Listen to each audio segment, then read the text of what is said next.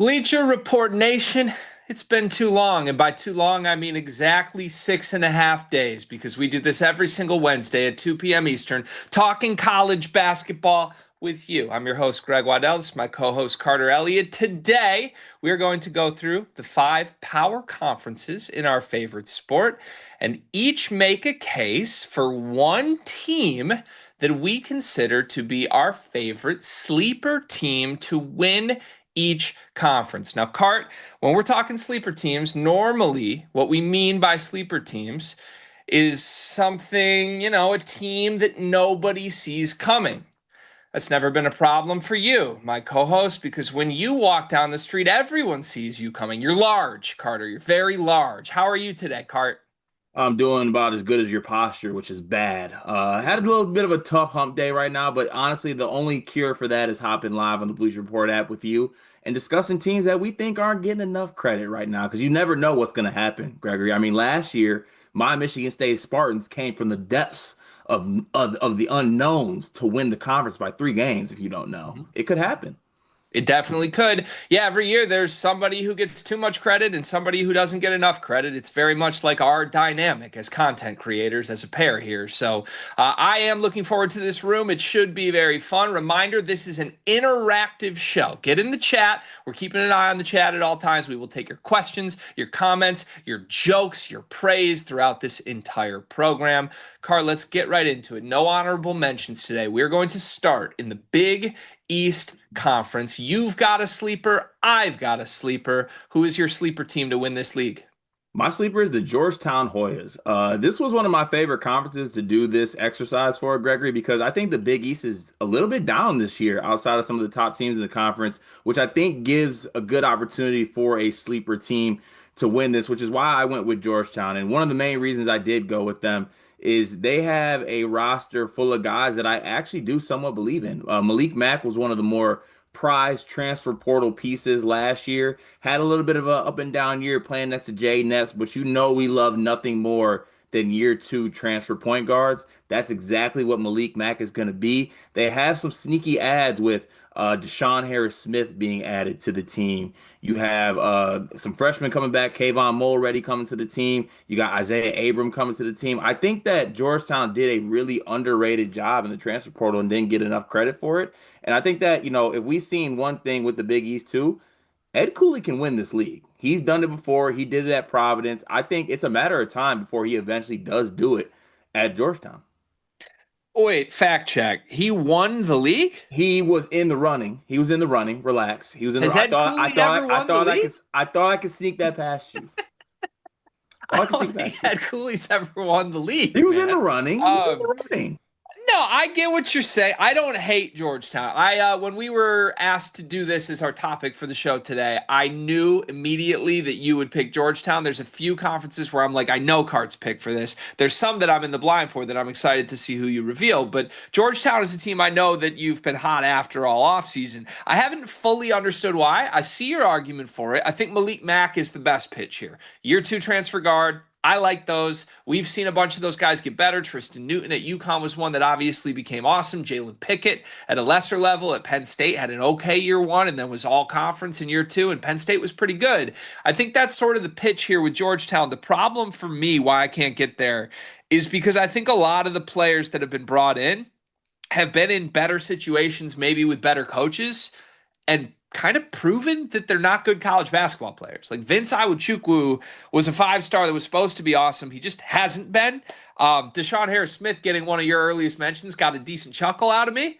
He's been He terrible was at he was good. Maryland. He was Like, good in that Global Jam tournament. he looked good in Global Jam, but I just don't expect that he's going to show up in the DMV and suddenly remember how to shoot a basketball. So I think they're in the mix. Your point about the Big East being wide open is a really good one. Like, I won't be surprised if either of our teams end up in the top half of the conference, but I think you've got to have some sort of sell on why you could contend with UConn here, not just be a team that could finish fourth or fifth, which is where I think Ed Cooley's ceiling is. Here's my pitch on why Villanova is the pick for this. And I'll be honest, I don't feel good on either of these actually finishing first in the league, but I think you've got to find some sort of argument for upside that they could in order to do it. My pitch on Villanova is this: they have a pro.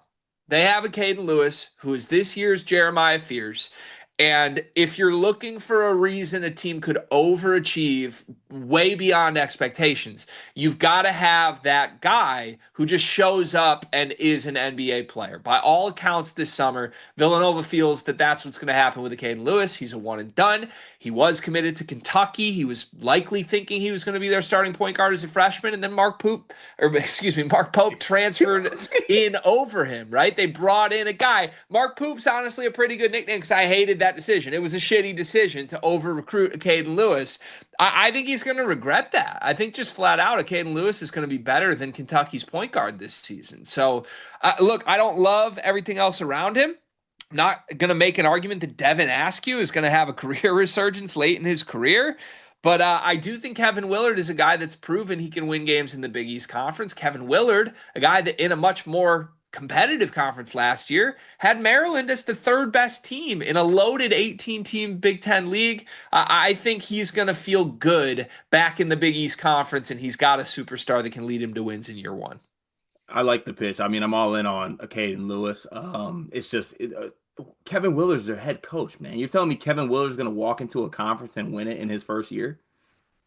I think he has a better chance than Ed Cooley, who's proven in roughly 18 years that he's going to finish fourth at best. Respect Ben Bentil on this here live room, please. One still runs the flex offense in 2025. It's gross. All right, let's take a few questions or comments from the chat here. Looks like comments is what we have right now. Randy McGee says Arkansas is a sleeper.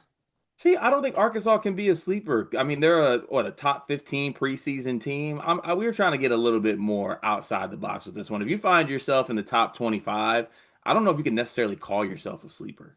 Yeah, there's levels to sleep, right? We're not looking for like a 20-minute nap. I'm looking for like a slumber. I'm looking for like a little, little REM. Yeah, one of those. Mizzou Matt, guess who he's going to tell us about? Mizzou might be a sleeper. That's his pick. Do you see Missouri factoring in at all? I think Missouri always has a pretty solid basketball team. I'll say this to you, Matt. Just take this year as a gap year. Take this one as a gap year. We got 2 5-stars coming in next year in Tony Bryan and Jason Crow. So whatever happens this year, that's just a little bit of addition to watch on top of watching Big Bo play for the football team. Yeah, exactly that. Cart, quick question. What conference is Missouri in? They are in the – oh, no, I did it. No, they're in the SEC. They're in the SEC. I got you. They are in the SEC. Oh, yeah, don't do that to me. I just wanted to see you squirm. Let's move on to the ACC. Last year, we called this conference the ASS Conference. That was a butt pun because we thought that Duke would just run through that league. They essentially did. This year, Duke is still going to be the class of the conference, but I think it's going to be more competitive. Louisville has taken steps forward. North Carolina is certainly somewhere in the mix, but we're looking for sleepers, sleeper contenders. Who is your sleeper in the ACC? So I went with the Virginia Tech Hokies for this one. One of the big reasons I did do this, though, is Mike Young, the coach for Virginia Tech, is one of the coaches that I think when you look at his record, sometimes I feel like people try to downplay what he's able to do as a basketball coach. And I do think that he has had a few down years these past couple years with Virginia Tech. But I think that this offseason, I think there was a little bit more of a push to give him a little bit more funding. I think that ended up in him getting players like Neil Avaldis, who came over from Greece. I think he is an NBA player, a possible lottery pick if everything hits correctly. They get Isaiah Pasha, the rookie of the year in the CAA. He comes in from Delaware. He's a really good player as well. Jaden Shoot Gregory, I know you see him. We're not going to let him go yet. He led this Virginia Tech team in three-pointers made last year. Watch for the year 2 jump. Toby Lawal is the second best athlete in college basketball next to Cohen Carr. And even a guy like Amani Hansberry, who I think had a pretty solid year with West Virginia last year. I think he's a skilled, undersized big man. I am weirdly buying into Virginia Tech not winning this league. That's way too far. But I think they could be a team that maybe forces their way into like the top-ish part of the ACC. They got a guy named Snook. So that alone gets my attention here. You mentioned, there's been a couple down years for Mike Young. Yeah, like when they went 13-19 last year. That's where my pitch ends with Virginia Tech. I don't think there's any momentum with this program right now. Now, the addition of Neo, I think, is very real. You are higher on him than I am. I think, what'd you say, lottery pick potential for Neo? Yeah. Really? Yes. 6'9", point guard, bouncy too. Yes. Really? Yeah, really.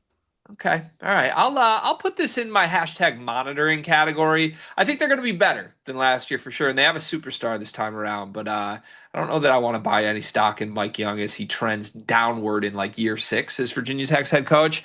I am going to give my guy one more chance at being my breakout team. This is like year 3 of me predicting that he's going to have a positive season, and it hasn't happened. But I still believe in Micah Shrewsbury, Notre Dame's head coach. I think what he did at Penn State is the second Jalen Pickett reference in 10 minutes on this episode. Crazy. That year was impressive to me. He built a team at the hardest Power 5 conference school to build a competitive team at. I mean, I'm 32 years old. I've seen 1.5 good Penn State basketball teams in my life, and Micah Shrewsbury is responsible for one of them.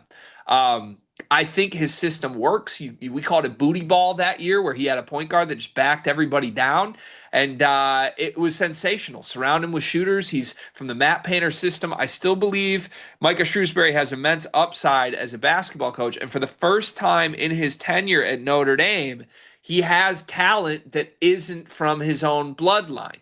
He's not physically responsible for his best player for the first time since being in South Bend because they have a 5-star. Jalen Harrelson's a kid that Tom Izzo wanted. Jalen Harrelson's a guy that could have gone and played at Indiana. He could have gone to Purdue. Instead, he said, no, I'm going to go to Notre Dame. I'm going to be Micah Shrewsbury's star guard and watch me cook. I think he's going to be able to do a lot of the things that Jalen Pickett did. He's a physical guard that plays inside out. You surround him with shooters like Marcus Burton and, yes, Braden Shrewsbury. I just believe this team finally has a roster worthy of being in the top half of the ACC. And if their roster's deserving of that, Micah Shrewsbury can elevate them 3 or 4 spots even higher than that.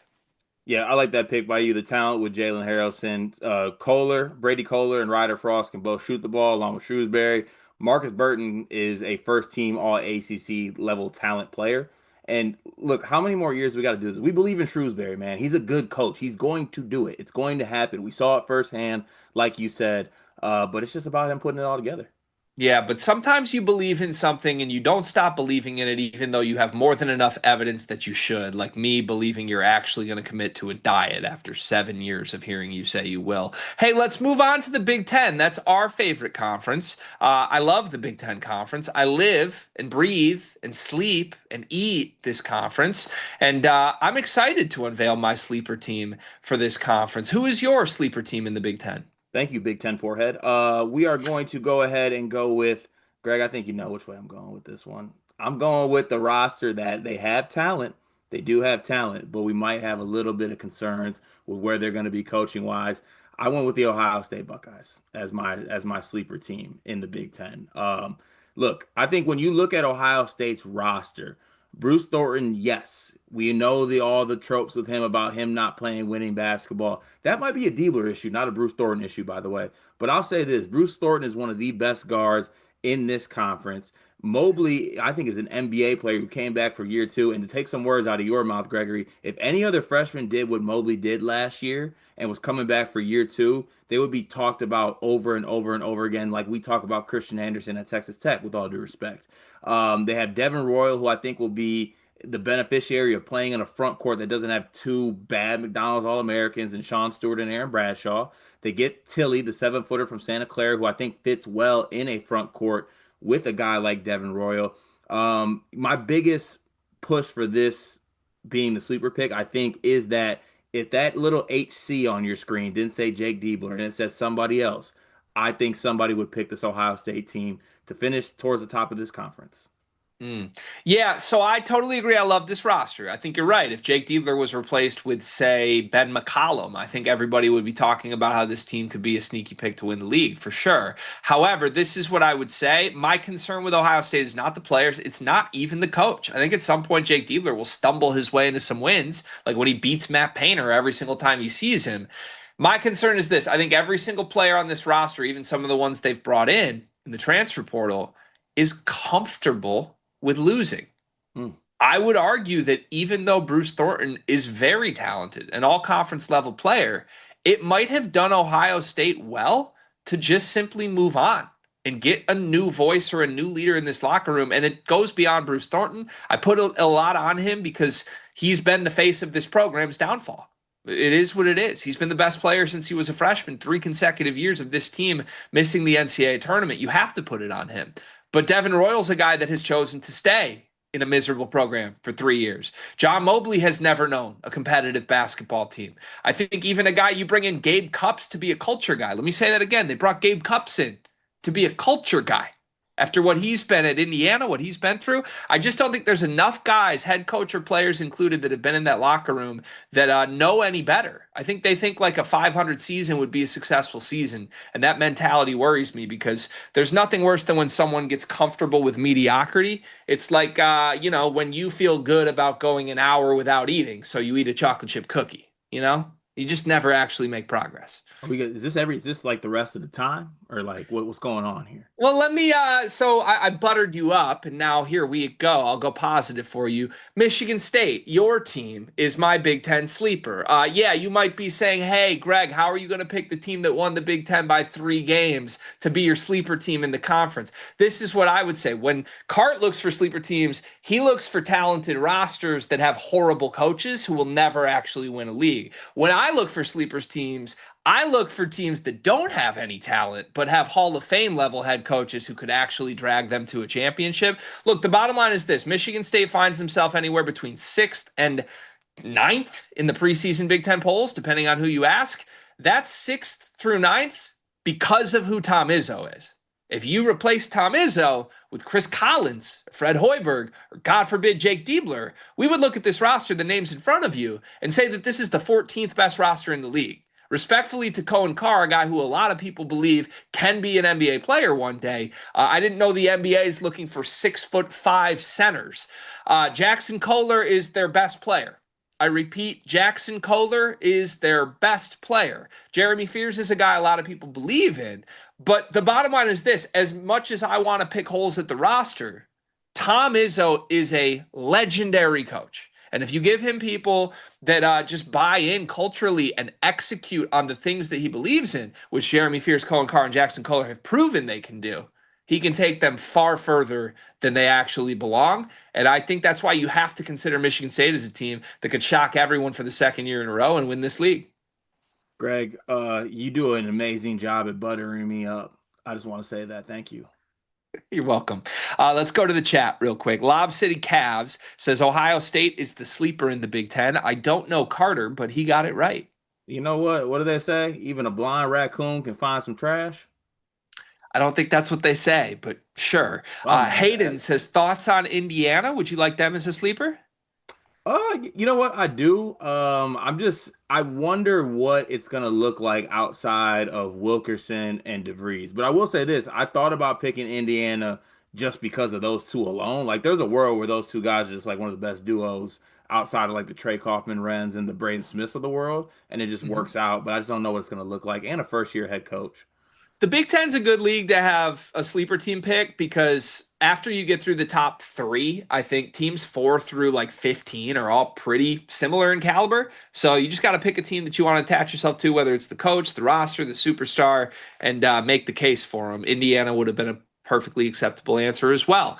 2 conferences left here, Carl. Let's move to the Big 12 conference. For my money, this is the conference I'm most excited to watch this year. I think this is loaded at the top, but we're looking for a team theoretically outside the top that could make an impact and make a run. Who's your sleeper team in the Big 12? So with my sleeper team, I wonder if this actually falls into the mold that you find acceptable, Greg, as far as the teams that I need to pick. So I actually think I picked a good basketball coach for this one. I picked Scott Drew and the Baylor Bears for this exercise.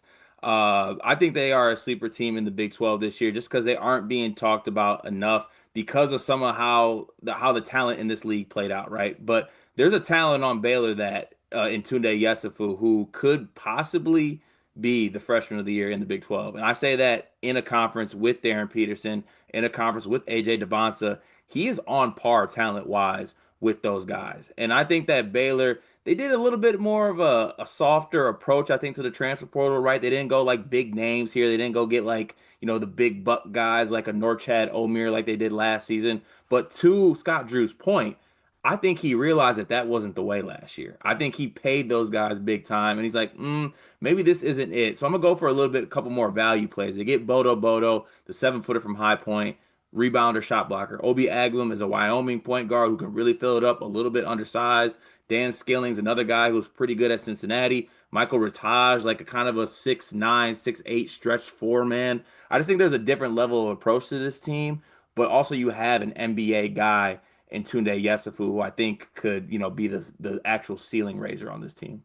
I don't hate the pick. It's one of my favorites because I do think Scott Drew is a good coach. Tunde's got to be awesome, but Tunde is awesome, so it could happen. Andre Iguodala the second off the bench here as well. So yeah, there's some fun options here. The one point of skepticism I have with a Baylor team right at this point in time would just be this. I think we've seen cases of coaches that do that thing you're talking about, where it's like, oh, I paid for a bunch of talent and it didn't work. Let me overcorrect.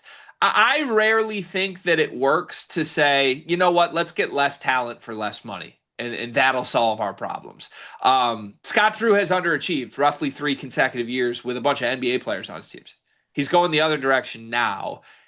Maybe it course corrects, maybe it doesn't. Maybe he's just sort of fallen off a little bit. But I think you're right. The Big 12 is so loaded 1 through 6. You've got to look for somebody to attach yourself to. Scott Drew is a good person, good candidate outside of that group.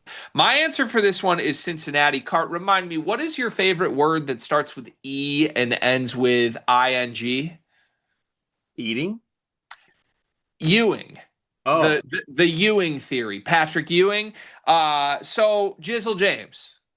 Good player, bad player? Where do we stand on the Jizz? I think you take the good with the bad. I just prefer to take it without. Yeah, I'll put a hand up. Jizzle James, think he was a bad player, think he was a bad locker room guy, think this team publicly, outwardly celebrated earlier this offseason when it became national news that Jizzle James was dismissed from the team. Sometimes there are locker room cancers. And sometimes a locker room cancer leaves and the entire locker room just lifts itself up and good things happen.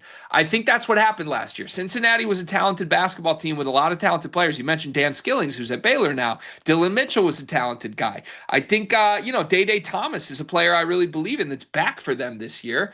And I think they had too many cooks in the kitchen. I think Jizzle James had the ball in his hands constantly. He was really selfish. He's gone now. And in steps a bunch of guys that I think do winning things. Sincere Harris is a guy that will get his hands dirty and do the little things. Kirk Reese is a guy that has started on 1 seeds in the NCAA tournament that just came out of a Kentucky program that rebuilt their culture in 1 year, and he was a big part of that. And Sean Abayev is an NBA player. Sean Abayev is one of the more slept-on freshmen in the country. There was a world where Sean Abayev was not going to get the opportunities he deserves because Jizzle James was still there. Remove Jizzle, I think Sean Abayev could end up being one of the more productive first-year scorers in the entire sport. This is kind of the inverse. I'm betting on a roster I like with a coach I don't. I'm not a huge Wes Miller guy, but to me, they're the team that could easily insert themselves into the Big 12 title hunt midway through the season. Yeah, not mad at that at all. Baba Miller also taking a swing on a player like him. Mustafa Tem, who was at, I think, UCF the year before this, extremely talented 7-footer in his freshman year in the Big 12. So I like that pick, Gregory. It's just Wes Miller not letting us down. Yeah. Thank you for liking my pick. I feel like we have some positivity going as we move to our final conference for this exercise. It is the SEC, the conference responsible for the national champion last season, another Final Four team in Auburn, a bunch of top 10 teams last season, but it's a little more open at the top this year. Florida's projected to be good, Kentucky a top 10 team as well. You've got Alabama and Auburn in the mix, but I do think this is a league that is not necessarily as elite at the top as they were last year, could open the door for quite a few teams to sneak up and surprise you. Who is your sleeper team in the SEC? I could be wrong with with what the school saying is, but I believe it goes something like Hottie Toddy. I'm going to go with the Ole Miss Rebels in this one, coached by Chris Beard. Looking at this roster is kind of the main reason why I went with this because outside of Chris Beard being one of the better basketball coaches in the sport, in between those lines, he's special. But the roster and what they have on this team, they have Malik Dia coming back, who was very, very, very productive last year, like a 6'9" four-man. They combine him with a transfer in James Scott, who I think could play center for this team. He was really good in some moments when he played with Louisville. And then you have AJ Storr, who I think is going to be on a redemption arc here, Gregory. We watch AJ Storr be one of the best players in the Big Ten. And yes, maybe that was a little bit of Greg Gard, but I believe that what he was at Kansas was he was just put down. He was belittled by Bill Self, and he couldn't fight back for that. I think Chris Beard is going to prop him up. I think Chris Beard is going to put him in the right spots and get that confidence back instilled with him. And I think it's going to turn out very well. And then Nico Bundalo, the Serbian Dynamo. He could be a loose cannon in the best and worst way, but he is extremely talented at 6'10", kind of stretch four athlete as well, plays with an edge. And then you have Travis Perry, the transfer coming in from Kentucky, a guy who can really shoot it, a guy with something to prove, a guy who thinks he could probably be Sean Padula. I mean, Sean Padula was a former Ole Miss player. So I actually like some of the pieces on this roster combined with the fact that Chris Beard is just a good coach.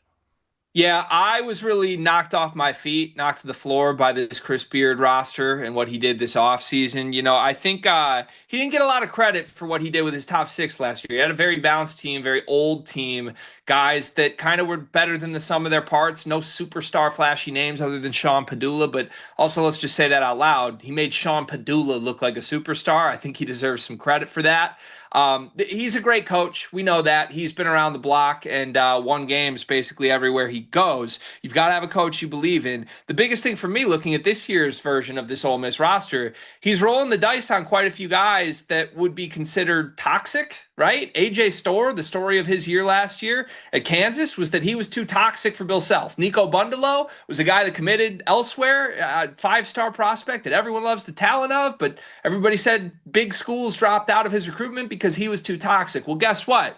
You sent the toxic guys to a coach that loves toxic relationships. You could argue that he thrives in toxic relationships. So, look, the bottom line is this. It's really easy to get beat by Chris Beard. And I think a lot of SEC teams are familiar with that. They're going to I just have to come to terms with that. And if he hits on his biggest targets, Storr and Bundalo this year, I think the rest of the SEC could be left battered and bruised. Yeah, I was getting choked up hearing you just talk about Ole Miss like that. Truthfully, just choked up with emotions. Texas A&M is my sleeper pick here. Buckyball. Now, I'm not a Buckyball guy. I've gone on record and said that it's a gimmicky system. It's a gimmicky That's system. how you start your argument. Sleeper pick, Yeah. Texas A&M. I'm also not a Buckyball guy. Yeah. I just want to be honest with our listening audience here. Listen, I think that the way Buckyball worked at the mid-major level was basically let me take these random players, let me throw shit at the wall with a crazy system where we shoot a bunch of threes, shooty, press, overwhelm you, win some games, make some tournaments, and then those guys go up to the high major level. The problem was the habits of Buckyball system kind of taught all of those players really, really bad instincts to go up and play in a different system. Now, the good news is it works. It works to win basketball games. It doesn't necessarily help prepare these guys to advance their basketball careers. So I would be selling like a Mackenzie Mbako, who a lot of people believe could still be an NBA player. I would be selling him with his NBA future based on what happens this year in a Buckyball system. But I would be buying that it will win games because it's a hard system to beat. Shooting a bunch of threes is smart, and trying to force a bunch of turnovers, jumping passing lanes has worked for Bucky McMillan in the past. I think this A&M team has a bunch of guys that have proven they can be productive. Rylan Griffin was a huge piece of a similar system. What Nate Oates does when he came to Alabama, people considered it a gimmick until he started winning games in the SEC. And Rylan Griffin, I think, is a perfect fit for Buckyball and launching threes. Pop Isaacs is the question. He's not a guy I would want to necessarily build around. But if you can get Pop Isaacs, Rylan Griffin, and Mackenzie Mbako to each feel that they are playing the role they want in this system, it would be the three most prolific scorers that Bucky McMillan has ever built an offense around. And he's built some pretty great offenses around far lesser players than those three. Trey Ford would be the best player on this team. I don't think that's accurate. Yeah, it's not. It's a lie. Yeah. But Buckyball makes him look like that. But Buckyball makes him look like that. Mackenzie Mbako is the intriguing one on this one for me. There's a world where he turns into an NBA player. Yeah, could happen. Absolutely. All right, let's go to the chat. We kept an eye on this. Couple other nominations from our loyal viewers today. We start with Braden Smith-Burner, who said, thoughts on Texas? Maybe they're a sleeper? So I actually had Texas in the running for mine as the final one, but I decided to go the other way because I just don't believe in Sean Miller. It's so funny to me that you believed in Texas during the Rodney Terry era, and you are abandoning your belief in Texas with Sean Miller. Well, because Sean Miller is just like pure, like I'm allergic to it. You know what I'm saying? Rodney Terry was like that semi-cute three-legged dog that no one wanted. I'm like, well, I guess I can make it work. He's still got three legs. Yeah. Okay. Well, I think Sean Miller's a good coach. I want Sean Miller stock in year two, not year one at Texas, but not a bad shout. Thrasher said Mississippi State could be dangerous. Ooh, Mississippi State could be dangerous. I don't know if I believe a team with Josh Hubbard and Jay Neps working. Mm. Two guys that like to shoot the basketball and don't really care about anything else. Yeah, just not for me. Yeah, I'm out on the whole Josh Hubbard experience. Prolific player, good fantasy basketball player if you play fantasy college basketball. But I don't know. Jan's kind of back against the wall soon. I think he's got to have a good season and show some upward momentum. I don't hate that shout. But on a danger scale, you said they're dangerous. To me, this team is about as dangerous as an aggressive sneeze. You ever had a really aggressive sneeze? Yeah, it's kind of like, what was that? But you don't feel like you're in danger after, you know? I sneeze way worse than you, but yeah. Robin, not Batman, says thoughts on LSU. I like Deaton Thomas. That's all I got for you on that one, to be honest with you. Yeah, I wanted Thomas when he hit the portal. There was some speculation that Michigan was after him to be their point guard. I would have loved that over my actual point guard, Elliot Cadeau. That's my team, but I don't think they have enough outside of Deaton. So, yeah, SEC is pretty deep too. Like to me, the teams we picked in the SEC, Texas A&M and Ole Miss, both teams. I don't know. I trust to have a higher floor and win more games in like a 20 game conference schedule than some of the SEC teams that we just went through. Yeah, I'm also a little skeptical of is it McMahon, the former Murray State coach for LSU? Like Yeah, it was it year three, year four, think year three. year three? Okay. Well, I gotta see something soon. Yeah. Yeah. LSU. Yeah, I don't know. I don't know. I don't see it. It hasn't had that same luster when you say the name in the McMahon era for me.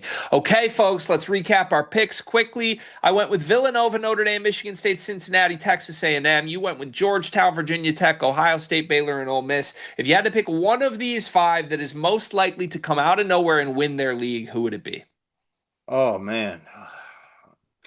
You see, you have a leg up on this one. I think I'm gonna go. You know what? Why not? I'll go Baylor. I'll go Mm, Baylor. I'll go Baylor sneaking up in the toughest conference. I think that Scott Drew has proved that he can do it in that league, so I'm gonna go ahead and buy that he can do it again. I like that. I will go Villanova. I think a Caden Lewis could be that good. Caden Lewis is really good. Yeah. All right. Ladies and gentlemen, thank you for watching this program. If you like this, we have a lot more for you. We are Sleepers Media. We're doing roughly 6 hours of college basketball oriented content on our Sleepers Media YouTube channel every single day. The Sleepers Podcast, an hour-long episode out every single weekday, Monday through Friday, wherever you get your podcasts. And when the season gets here, we'll be doing the biggest games, previews, and recaps for every big game in college basketball. Hopefully you enjoyed the show. We enjoyed doing it. We are back every Wednesday, 2 p.m. Eastern, live in the Bleacher Report app and on the Bleacher Report YouTube channel. Would you like the final word today, my friend? Listen, if you don't find the need to smile today, I just implore you just to give it a go because life is beautiful and life is happy. Wow. You got to love to hear it. Thank you for watching. We'll see you next week.